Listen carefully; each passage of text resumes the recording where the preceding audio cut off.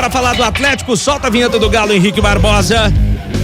Galo, Galo. Fred Teixeira, só um breve spoiler aqui da temperatura no final de semana, tá? Domingão, mínima de 22, máxima de 32. Tudo bem que com esse horário de 7 da noite eu acho que não teremos 32 graus, né? Mas vamos aguardar um pouquinho pra saber, porque eu vim hoje à tarde pra redação, eu desci ali na Estação Dourado, o metrô, o termômetro tava marcando 35 graus. Que é isso? Então assim, isso já era 3:30 da tarde, né? Claro que como o jogo vai ser 19 horas, a tendência é que seja um pouco menos quente, mas não confie demais não, viu, gente? Dentro de campo a temperatura com certeza vai estar em ebulição, porque vale vaga na final, tudo ou nada pro América, querendo tirar a vantagem, voltar a vantagem que ele tinha e o Atlético tirou, e o Atlético por sua vez defendendo essa vantagem e, se possível, querendo até ampliá-la. Nós vamos trazer aqui hoje o Paulinho falando sobre isso, que quando chega numa situação como essa, muita gente fala daquela velha frase de julgar com o regulamento debaixo do braço. Sim. Só que se você consegue fazer um gol, você dificulta ainda mais a situação para o seu adversário, que tem que correr atrás de um resultado específico já. O América tem que vencer por 2 gols de diferença. Se você faz um gol, fica ainda mais difícil para o rival, e se possível fazer esse gol ainda logo no início seria o cenário dos sonhos para o torcedor atleticano, para o Atlético de forma geral. Hoje teve treinamento na Cidade do Galo, sem nenhum sobressalto dessa vez. Nós tivemos, lembra? Nós tivemos semana 2 jovens da base que acabaram sofrendo lesões. Hoje não, tudo tranquilo, os treinamentos de finalização, treinamento tático. O Zaracho não treinou nem na parte do campo e ficou fazendo trabalho de fisioterapia. Deixa eu falar uma coisa. Lélio, Rafa, Teixeira, é o seguinte, a gente vai lendo, né, Brasil inteiro sobre o que eles estão falando, sobre várias coisas, inclusive do clássico, né? Assim, quase todas as manchetes eram assim: Felipão perde muito, não terá Zaratio. Zaratio é o desfalque do Atlético. Eu falei, gente, tem 41 dias que ele não joga. Então ele tá perdendo já tem muito tempo, né? Eu falei, tá perdendo tem muito tempo. Você vê como que eles não têm noção, né, Lélio, assim, do que realmente acontece. Que eles estão achando que é uma coisa nova. Não é novo, gente, né? Tem 41 dias que Zarate tá fora. Muita gente devia estar de férias, quando ele se contundiu, que é os 14, 15 minutos do super clássico, né? Exatamente. Que foi transmitido pro Brasil inteiro, só pra lembrar. Então foi isso, eles pararam naquele jogo lá, nunca mais viram nada. Nada. Pode ter sido, viu, Teixeira? Pode ter sido. Agora a gente vai continuar com essa certeza do Zarate, nós já temos. Tem. Para os desavisados, tá aí, né? Quem não sabia já ficou sabendo. E as dúvidas continuam, principalmente em relação à formação que o Filipão vai mandar a campo. Vai manter o esquema com os 3 atacantes, com Alisson como titular, ou por ter exatamente essa vantagem agora, pode fazer uma formação com o meio-campo um pouco mais povoado? Eu acho difícil. Penso que ele vai manter a formação que vinha atuando com os 3 homens ofensivos mesmo, Alisson, Paulinho e Hulk, e ir para cima do América, claro, sabendo que tem o resultado a seu favor. E hoje também foi um dia bom para nós da imprensa, porque teve coletiva, né? Isso é muito bom. A gente tem que ouvir dos jogadores num momento decisivo como esse, aquilo que eles têm a dizer sobre o confronto. Rafa. Pode ter certeza disso, a gente vai chamar o Paulinho já. Deixa eu só dar boa tarde pro Breno Galante. Tudo certo com o senhor, seu Breno? Conta pra mim qual o seu destaque aí desta sexta-feira, faltando 2 dias pra América e Atlético, Breno. Boa tarde aí, Rafa, Fred, Dimara, Lélio, turma de casa. A expectativa pelo jogo, né, Rafa? O Fred tá falando aí de estratégias, né? Eu tô curioso para ver qual vai ser a estratégia do Filipão. Eu, sinceramente, gostaria que ele não alterasse o que tá acontecendo agora no Atlético. Por mais que 2 volantes possam estar uma contenção defensiva melhor pro Atlético, mas eu acho que o time tá começando a crescer, tá começando a aparecer. Eu tenho muito medo dessa situação de você, de repente, recuar para poder segurar um resultado, fugir um pouco do que você está fazendo e acabar sendo surpreendido depois, né, a coisa apertar um pouco. Eu acho que o Filipão poderia esquecer um pouco essa situação, claro, um regulamento, a vantagem é importante, mas deixar um pouco de lado isso e jogar buscando uma vitória também, sabe? Claro que eu não tô falando aqui pro Atlético se abrir, não, o Atlético vai esperar o América, todo mundo sabe disso, mas é você ter peças que possam fazer com que ele defina o jogo, né? E olha que eu sou um grande adepto a 2 volantes, eu e o Lélio, né? O Lélio também gosta. Mas eu acho que nesse momento eu não gostaria que ele mudasse não, sabe? Eu fico com medo do Atlético ficar muito retraído, sabe, Fred e Rafa, e a coisa complicar um pouco. Mas vamos aguardar aí. Tem muitas opções pro Filipão nesse jogo. Pessoal, tô interrompendo esse vídeo para te lembrar de se inscrever no canal de O Tempo Esportes. É só clicar no card que tá aqui na tela, beleza? Eu tenho uma dúvida, e aí vai muito em relação ao primeiro jogo do América, né? Até a substituição que ele fez, entre se ele vai começar com o Igor Gomes ou se ele vai de Alan Franco. Eu tenho essa dúvida. Eu acho que não vai com nenhum dos dois. Você acha que ele vai com o Rubens? É. E o Rubens, ele, notoriamente, ele é um bom ladrão de bolas, né? Sim. Ele dá uma força até boa para o sistema defensivo, sem contar, né, que ele acabou de acordar o Arana para a temporada, né? E foi muito elogiado, você tem razão, né? Ali pelo lado ali, eles foram muito elogiados, né? Na ficha do jogo, a gente tem que produzir o material com antecedência. Eu já coloquei lá, Igor Gomes ou Rubens. Eu tô com o Lélio também, tô pensando que o Filipão pode dar realmente a grande oportunidade pro Rubens no meio campo, que é a sua posição original mesmo, e ele vem crescendo de produção, entrou no meio tempo do jogo, o último jogo, foi muito bem, então pode ser realmente a grande novidade.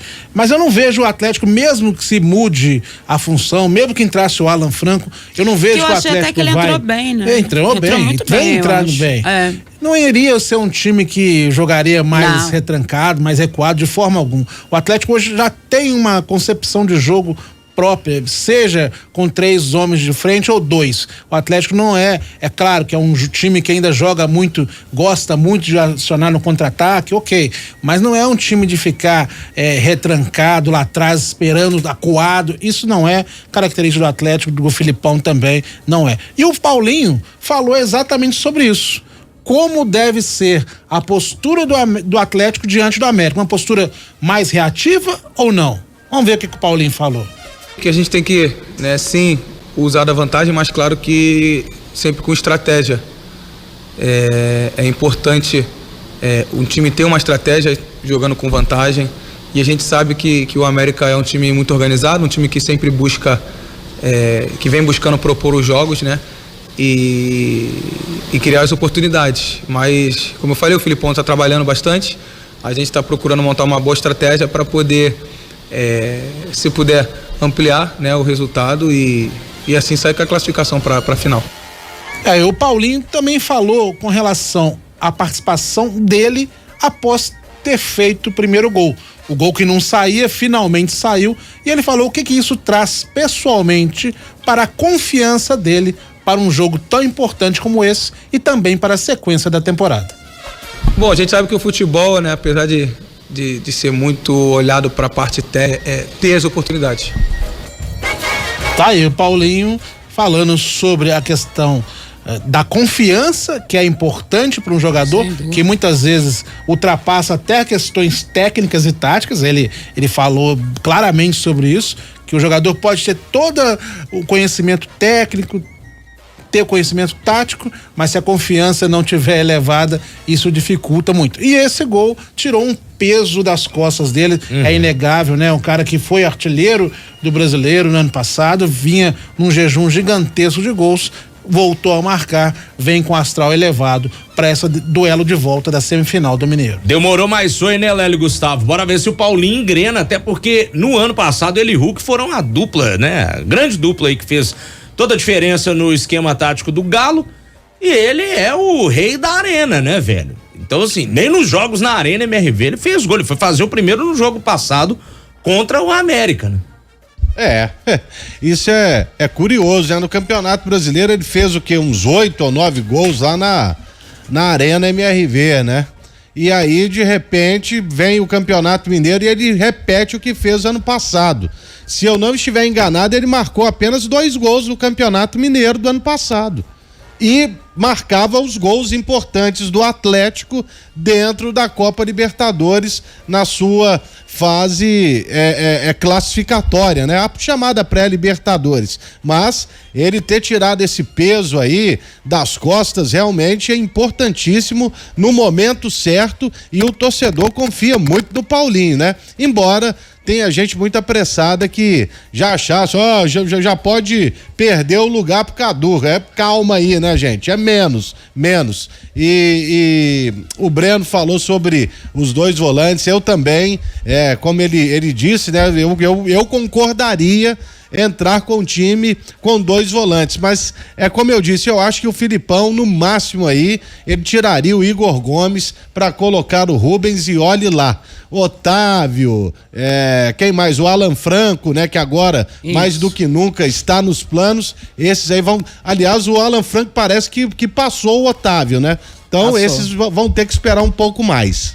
Boa. Agora, a gente falou do Igor Gomes, obviamente, ele pode até começar como titular e tudo mais, né?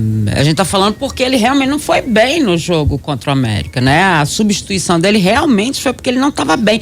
Ele ficou meio perdido, ficava o Scarpa e o Bataglia ali, e ele parecia que ele não achava o posicionamento dele, então foi uma correção de posicionamento mesmo, é por isso que a gente está falando isso, mas também pode ter acontecido durante a semana nos treinamentos, né, diante da dificuldade que ele teve no jogo, que isso tenha sido corrigido e que ele vai entrar como titular, ou pode ser que realmente a chance seja dada ao Rubens pela movimentação que ele tem pelo setor. Eu acho que poucos se movimentam com ele por ali, mesmo ele tendo o Alisson que abre esse espaço também, né, aí acho que vai muito do que ele tá pensando, né? Já tem o Alisson que abre esse espaço ali na frente, mas o Rubens na movimentação vai fazer o quê? Dificultar a marcação do América? Pode ser esse o pensamento. Né? No primeiro jogo, o lado esquerdo ali funcionou muito bem com Paulinho e Arana. Isso. E se você coloca o Rubens fazendo pode fazer até uma triangulação ali entre os 3, que pode ser um setor importante, porque do lado direito, teoricamente, já tem ali o Alisson puxando e você vai ter... já tá resolvido ali. Exatamente. E você vai ter agora um reforço do posicionamento do lado esquerdo. Você tem que avaliar de acordo com os seus adversários também. Né? E lembrando que o América sabe o que acontece quando o Rubens entra. Que ele viu. Né? E sabe o que não aconteceu com o Igor Gomes em campo. Né? Então, assim... também falar, e aí eu vou muito também pela declaração do Filipão após o jogo, né? Ele falou, nada está definido, a cada adversário e a cada situação de jogo. Bom, a gente teve uma outra questão que foi abordada desde o jogo sábado passado. Gustavo Scarpa amarrou a bola, como dizem os antigos, não entregou pro Hulk. E aí, né, ficou aquele mimimi, tem crise, tem treta, né, não sei o que, estão brigados, até a tal da fake news, né, que surgiu aí no meio da semana, que o Scarpa até falou, pode postar um áudio, eu quero ouvir, tô ansioso pra escutar o que eu falei do Atlético e da diretoria. E teve uma pergunta na coletiva hoje, né, Fred, justamente sobre essa questão de relacionamento e cobrança entre os jogadores. Eu, particularmente, acho que, velho, quanto mais essa turma se comunicar dentro de campo, melhor. Se não se comunicam, se não tem aquele negócio, pô, bicho, era lá, não era aqui e tal, eu acho até pior. E o Paulinho falou justamente sobre esse assunto, né, Teixeira? Isso, ele falou sobre isso e vai muito de encontro ao que o próprio Filipão também falou na coletiva, que time que não conversa, que não se cobra, que não briga em campo, brigar nesse sentido, gente, de passar orientação pro outro, pedir a bola, cobrar nesse sentido, porque o futebol precisa disso. E o Paulinho falou também, na visão dele, a importância desse tipo de cobrança, principalmente quando você está num time gigante como é o Atlético e que tem jogadores do nível que o Galo tem. Eu acho que é algo bem comum, né, de um time que tem muitos jogadores de nome, um time que tem muitos jogadores que sempre querem buscar o melhor. Sempre querem ter um melhor desempenho e é importante a gente ter esse tipo de comunicação. Claro que a gente não quer que ninguém brigue, saia no soco ou algo do tipo, porque isso pode prejudicar, né, um relacionamento dentro do grupo. Mas a gente sabe que tem que haver cobrança, tem que haver essas cobranças justamente para a gente poder evoluir no dia a dia e assim, né, buscar cada vez mais ter o entrosamento, né, buscar cada vez mais entender o parceiro. O Scarpa, ele tá chegando agora e a gente está buscando sempre conversar bastante dentro de campo para poder entender as nossas características e ver que pode ser muito útil, né, a entrada dele no nosso time. Isso é importante para nós. Ainda bem, né, Breno Galante, que ele falou que não pode sair na mão, né? Até porque atrapalha o clima, né, Paulinho? Só pra lembrar, e se for durante o jogo, os dois podem ser expulsos, né, Breno? Rafa, essa é uma situação que ela não acontece, ela sempre acontece. Eu trabalho ali atrás do gol, bem próximo dos jogadores, o tempo todo você vê isso. Discussões, xingamento. A gente tá bem próximo ali, a gente escuta isso.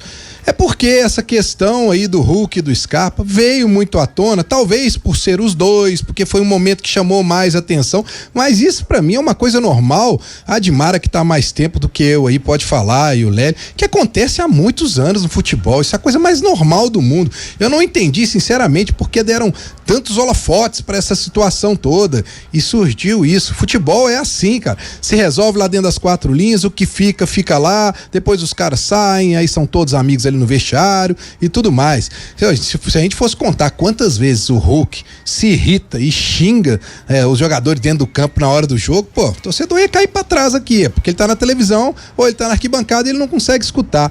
Então, pra mim, isso é hiper normal. No dia que eu ver o time totalmente mudo dentro de campo, aceitando as coisas passivamente, aí sim, Rafa, eu vou me preocupar. Eu não sei quando não aconteceu, pra ser muito exato. Sabe quando não acontece?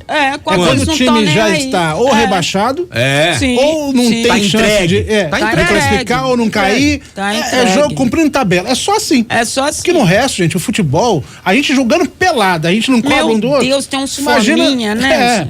A gente não cobra um do outro colega aqui na pelada da firma, no final de semana. Imagina no campo de futebol profissional, que é essa cobrança que tem gigantesca sobre as grandes equipes. É claro que os caras têm que conversar. O time calado não ganha nada, não faz nada. O time que tem que conversar, tem que discutir, tem que ter interação entre os jogadores. Isso que mostra um time com... tem que falar, com tesão de jogar a bola. É essa a palavra que tem que ser. O Lélio Gustavo, no jogo amistoso da KTO, tava mandando os outros tomar na tampa do Giló por muito menos, né, Lélio Gustavo? Claro, com certeza. E o povo lá, não, você tá pegando muito pesado. Você vai sair de casa pra empatar o jogo ou pra ganhar? Foi. Sair pra ganhar. Mas vocês estão falando aqui, nos anos 80, 90, né? 2 figuraças, né? Que eles colocavam a mãozinha na cintura e começavam a reclamar com os caras.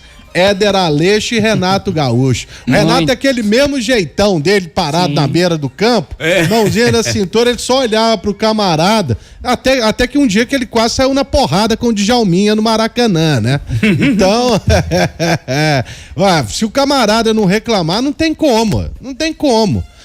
Se você não falar ali, seu time mudo, é porque os caras estão, sabe, pouco se lixando pro que tá acontecendo. E o Hulk é o capitão do time, e o Gustavo Scarpa chega para ser uma das referências técnicas, então tem que haver um entendimento. Mas por telepatia, acho que ninguém tem esse dom aqui na Terra, não, ou tem? É só, aqueles do filme lá, a Maga Patológica, por aí vai, né?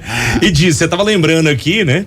Também daquele time do Corinthians comandado pelo Luxemburgo. Marcelinho Rincon, um queria matar o outro ganharam tudo praticamente. Edmundo também participava disso. E o Rincon, quando ele veio pro Cruzeiro, né? Ele veio pro Cruzeiro na sequência, ele contava cada história, assim, inacreditável, de ter que segurar os caras no vestiário para eles não chegarem a vias de fato.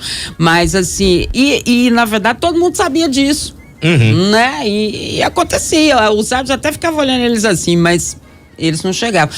Apesar esse meio de campo aí era Vampeta, isso, o Ricardinho, Marcelinho e Rincon, né? Não pela ordem, mas é Vampeta, Rincon, Marcelinho e Ricardinho.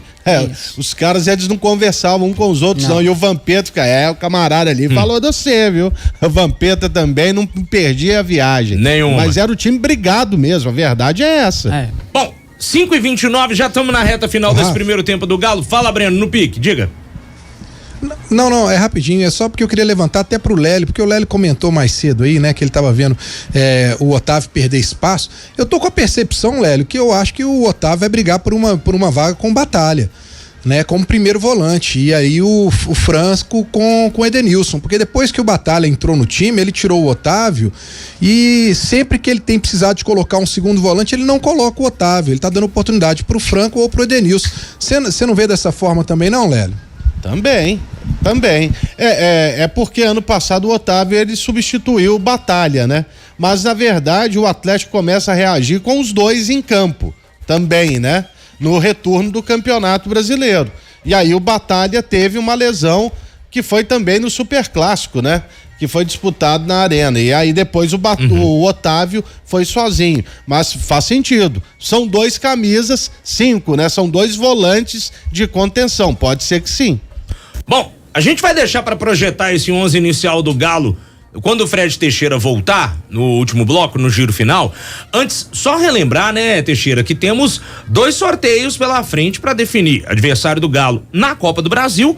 E teremos também na segunda-feira o sorteio dos grupos da Libertadores, né? Exatamente. O Atlético já tem pelo menos uma noção do que pode pegar pela frente nas 2 competições.